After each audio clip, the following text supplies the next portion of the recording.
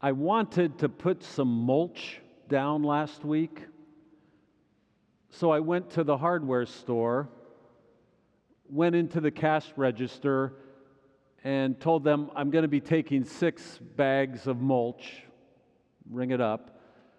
She told me that would be $39.25. And so I opened my wallet, and I had a lot of ones in there, and I'm kind of leafing through the ones, and I found a 50. So I handed her the $50 bill, but my head was still down, kind of shuffling through the money. And all of a sudden, I found 2 20s, which makes better change. And I said, wait! Just as she was using that marker to authenticate the $50 bill, I said, wait! Take this instead! And I could tell the look in her eye. She thought, this is sketchy. And she kind of said, okay, and handed the 50 back. And I wanted to say something, but I didn't know what to say. And so I just took the change, and as I walked out the door, she just followed me with her eyes. It was all mulch ado about nothing.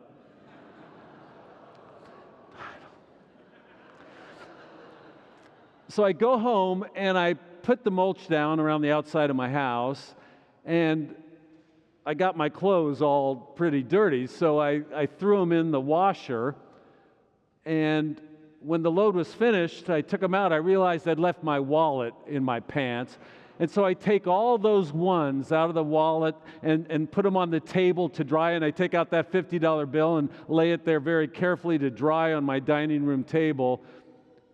I realized I had just engaged in money laundering.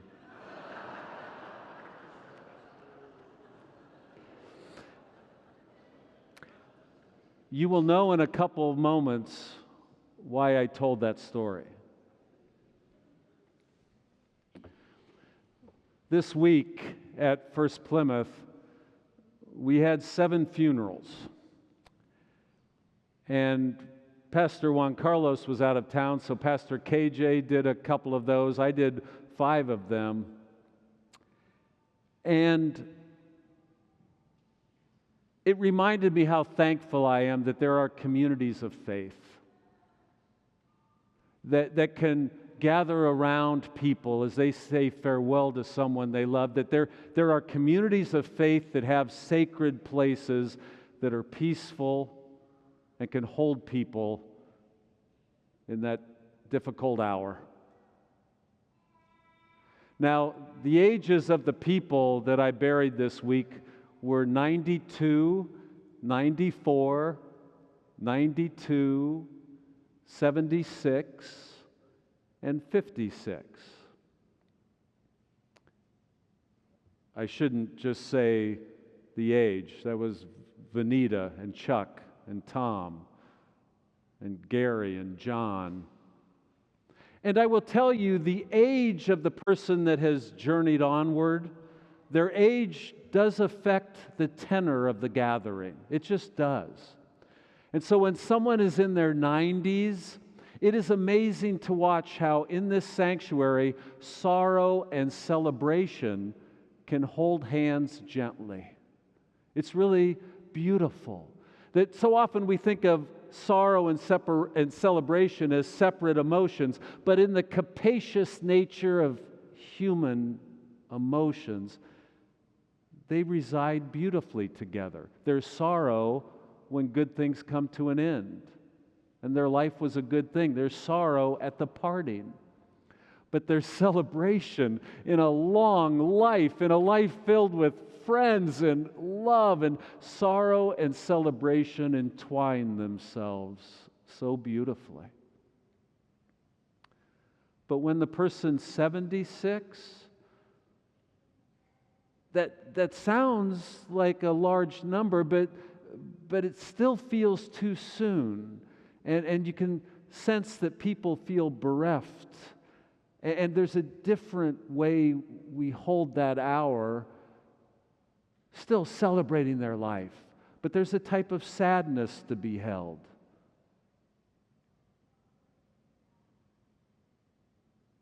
And in those sad moments in a sacred place, you must speak very directly to a truth that cuts across all religions. That God's love is stronger than death. That when God's love meets death, it's death that must give way.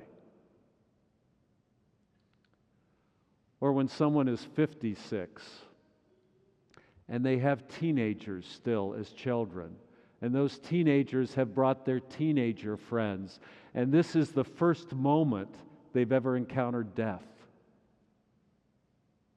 And I thank God for communities of faith that can surround those teenagers as they face the awesome truth that our lives are short. And to hold that hour again with the truth of God's love as they begin to learn.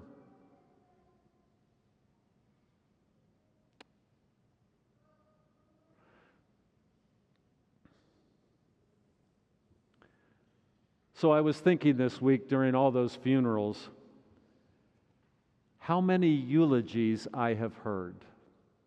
So, at a funeral, I might give a eulogy, but so too friends and family members give a eulogy. And it began to occur to me, I have heard thousands of eulogies. I've been a minister for 35 years. I've heard thousands. And I was struck by how beautiful the courage is. The courage that it takes to give a eulogy for a family member or a loved one. It takes courage.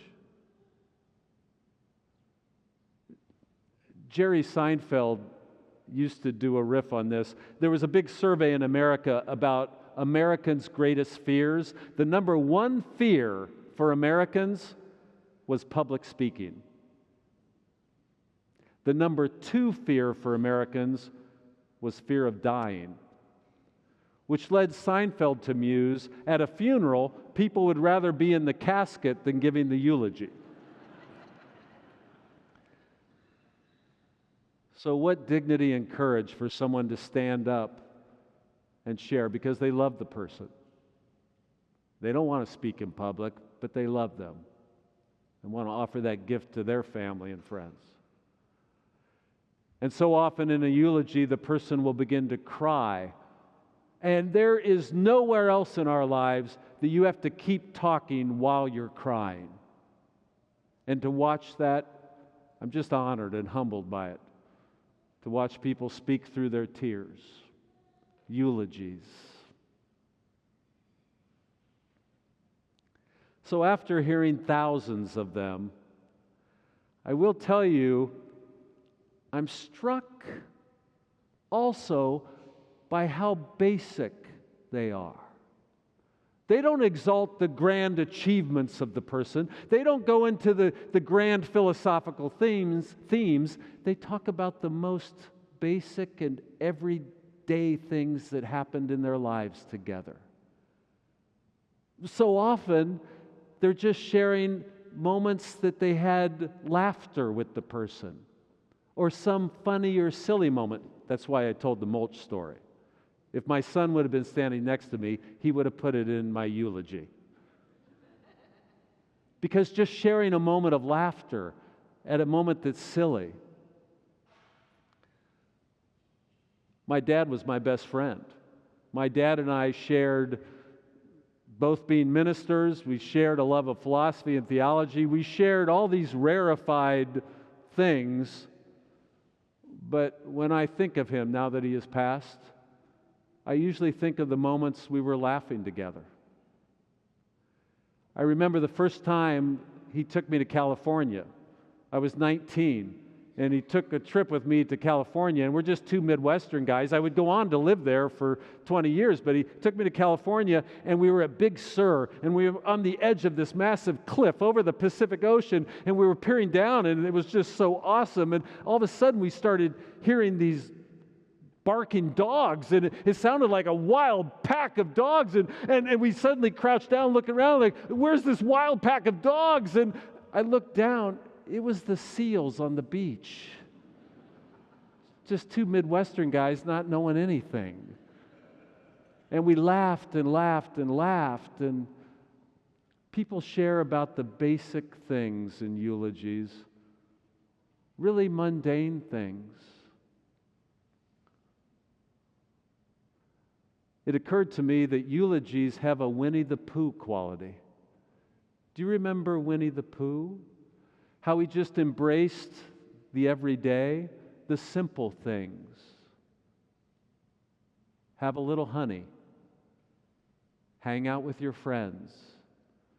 Winnie the Pooh knew that the basic things of life maybe matter most. Do you remember Winnie the Pooh? I went back to some of the books, and I had forgotten that it was Winnie the Pooh that said, "Enjoy the little things in life, for one day you will look back and realize they were the big things." Winnie the Pooh. He said that sometimes the smallest things take up the most room in your heart. That's what's happening in those eulogies. It's the little things that make up our life that really are the big things. I started reading some paragraphs in those books. Here's one. "What day is it?" said Pooh. "Well, it's today," said Piglet. "My favorite day," responded Pooh. Oh, if we could embrace that today is the favorite day, the everyday of our life. Or Christopher Robin once said, "What I like doing best is nothing." "Well, how do you do nothing?" asked Pooh, after he had wondered for a long time. "Well," said Christopher Robin, "it's when people call out at you just as you're going off to do it. They say, 'What are you going to do, Christopher Robin?' And you say, 'Oh, nothing.' And then you go do it. It means just going along, listening to all the things you can't hear and not bothering." "Oh," said Pooh, "I like that."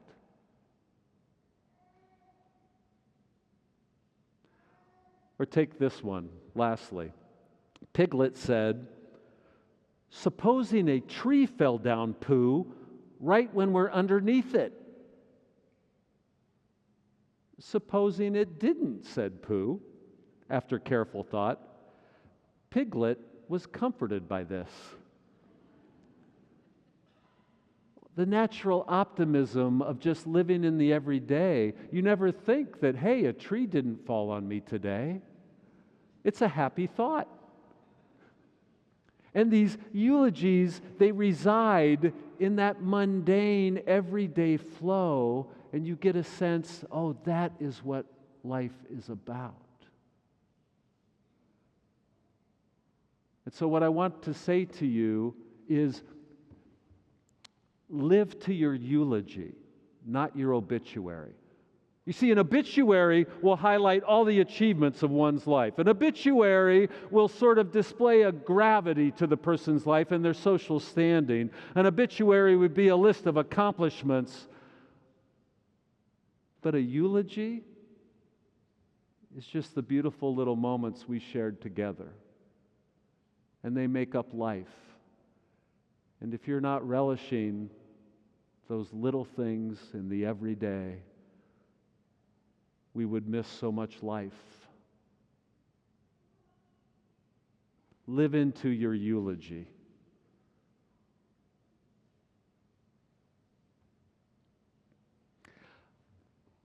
Incidentally, I also noticed after thousands of eulogies, I came to Nebraska 19 years ago, and so I've heard so many eulogies now in Nebraska, and almost every single eulogy mentions Husker football.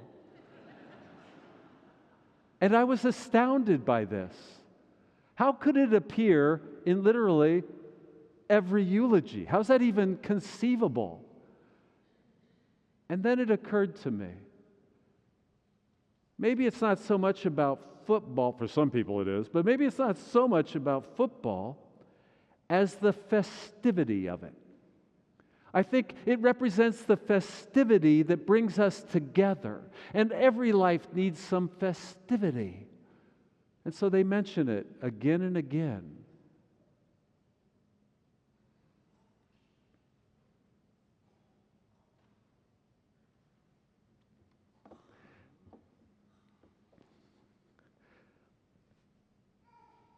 At almost every funeral in America, there are a couple Bible texts that are spoken into that moment. Almost always you will hear these words resound: "The Lord is my shepherd, I shall not want. He makes me lie down in green pastures. He leads me beside still waters."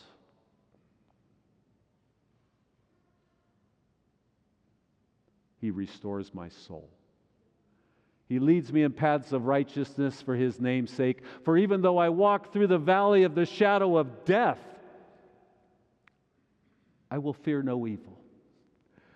For Thou art with me. Thy rod and Thy staff, they comfort me. You see, those words are spoken again and again at funerals because they hold us. Those comforting words, they hold us because God holds us.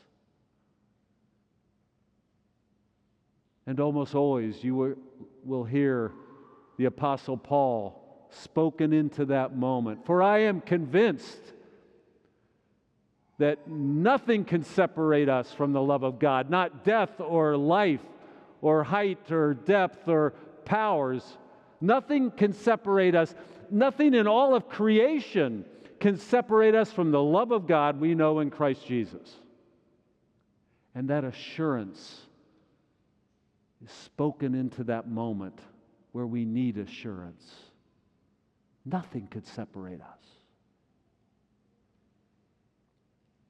Oh, those words are so powerful. Except if you don't believe in God. Those words don't mean much, really, if you don't believe in God. And in all these years of funerals, I know when those words are spoken, I can see there are people gathered that aren't sure if they believe in God. And what sounds like the most powerful words of all time simply are not, if you don't believe in God.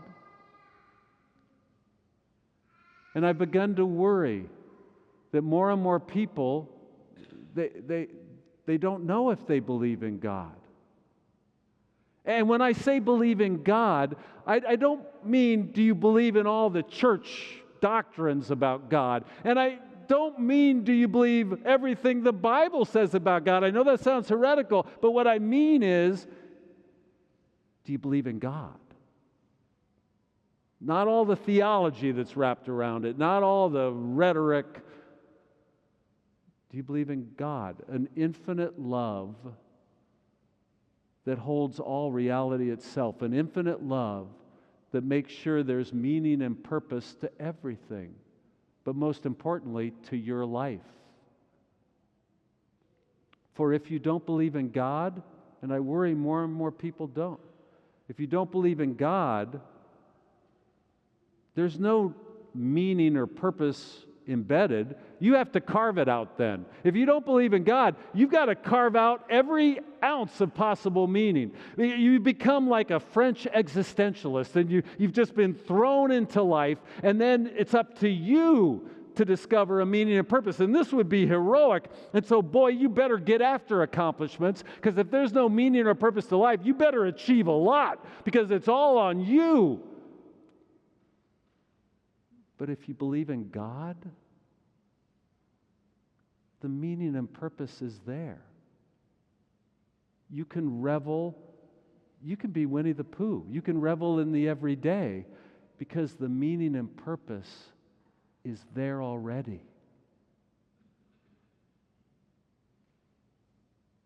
But I worry more and more people don't believe in God. And they think believing in God is some big, massive, hunkin' endeavor. Like you got to believe all these. if you are even open to the possibility of God, even open to the possibility that there is already meaning and purpose around you, that would change how you experience the day. I worry because I see more and more people, they say they don't have hope. I mean, they say it. They say this world's crazy. The politics and the world affairs, and it just seems chaotic, and the climate catastrophe, and they don't have any hope. But if you even believe in the possibility of God, then there's hope, because there's God. There's an infinite love holding all this, holding you.